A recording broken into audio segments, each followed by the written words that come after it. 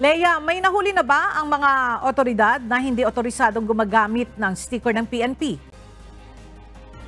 Ella, mayroon ng mga nahuli ang MMDA na dumadaan pa sa busway kahit noong hindi pa naghihigpit sa pagdaan sa busway. Kaya naman ang PNP nakikipag-ugnayan na sa MMDA at Land Transportation Office upang matukoy kung sino ang nagmamayari ng mga sasakyan na ito. Sinabi ni PNP Public Information Office Chief Police Colonel Jean Fajardo, labag sa batas ang paggamit ng sticker ng PNP sa mga hindi naman otorisadong mga sasakyan.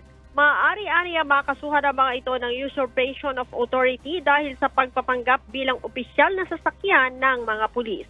Kaya naman babala Ella ng PNP sa mga pribadong motorista, huwag tangkaing gamitin ang insignia ng pambansang pulisya kung ayaw nilang makasuhan at makulong nang hindi bababa sa 6 na buwan hanggang 6 na taon. Ella? Alright, maraming salamat, Leia Ilagan.